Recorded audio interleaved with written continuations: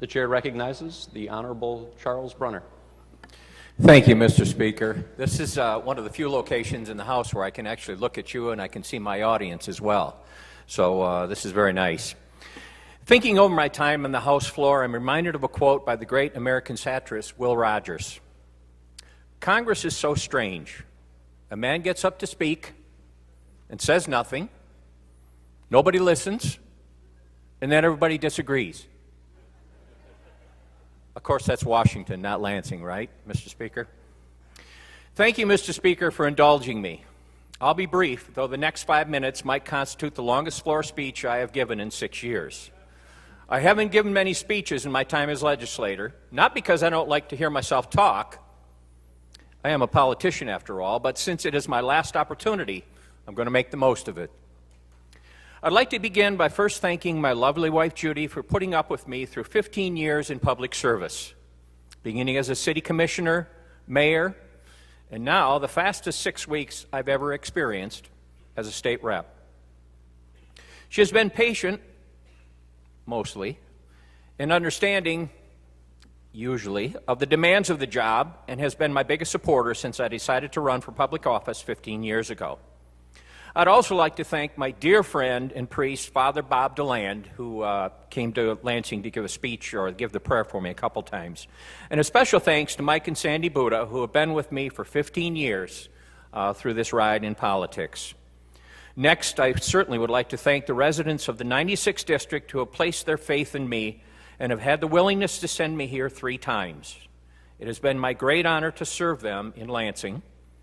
To my constituents, please know that we did our best to help you out, and even though I will no longer be your state rep, I will still advocate on your behalf.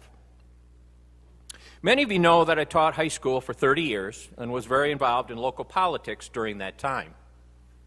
Occasionally, however, an administrative position within the school district would open up and my colleague would say, "Hey, Charlie, you should interview for that position." I always told them, no, there's too much politics in school administration.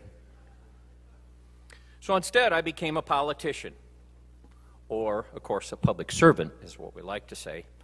That's what I get for trying to keep my job and politics separate. I would not have been able to do this job with any kind of effectiveness were it not for the people who guided and mentored me in my first term. I have a great debt of gratitude to our former minority leader, Rick Hamill, and floor leader, Kate Siegel. They both helped me find my feet in Lansing, were invaluable resources. It has also been a pleasure serving with Tim Grimel, David Rutledge, and Sam Singh, whose leadership through the past 4 years has been greatly appreciated. I'd like to offer a special thanks to another mentor of mine in Lansing, Senator Jim Stamas. Jim has always been a true supporter of the Great Lakes Bay region, and I learned so much from working with him. Though we did not always see eye to eye in every issue, I believe we developed a great working relationship and never let those disagreements impact our friendship. I'm honored to call him a friend and wish that more of my colleagues would emulate his willingness to be respectfully disagreeable, but also open to other ideas and willing to work with the other side of the aisle to seek accommodation and compromise. In the age of term limits, developing these relationships is increasingly difficult, but it is necessary.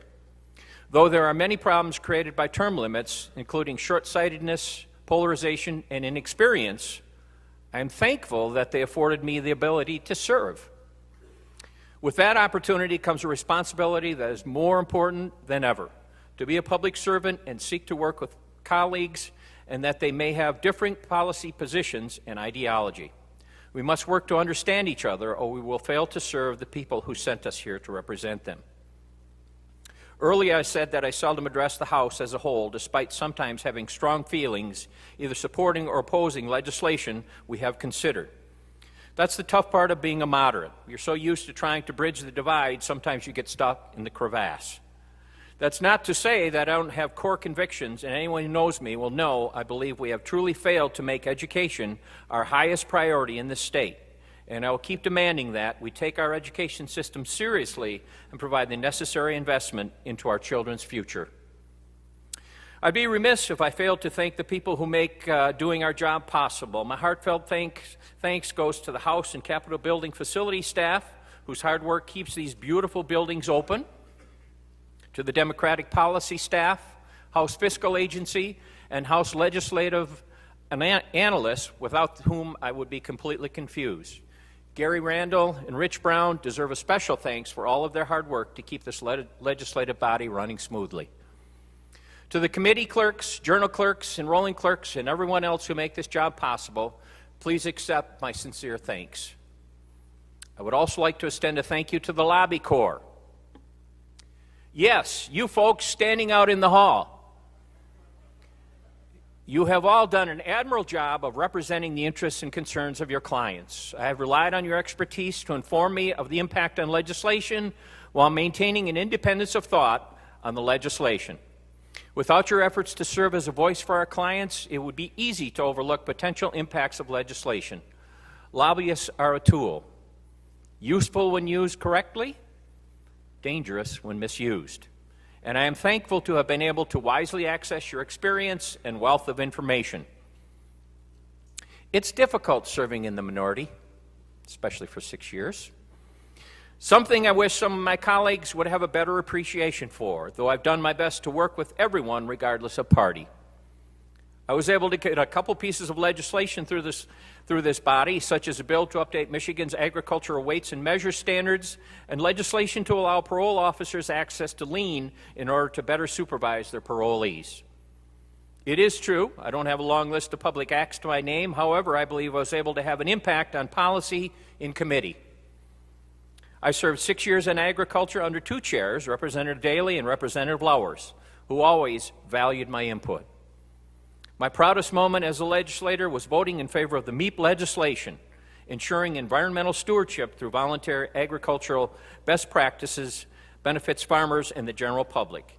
In addition, I had the good fortune of serving on energy all 3 terms under the chairmanship of both Senator Ken Horn and Representative Eric Nesbitt. Left unfinished are bills to add licensed daycare facilities to restricted areas for sex offenders and preventing infant death at daycare operations through proper monitoring.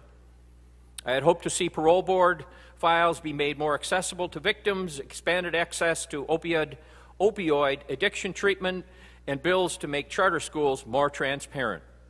For those things left undone, I call upon the 99th legislature to take up the things we have been able to finish and move forward for this great state.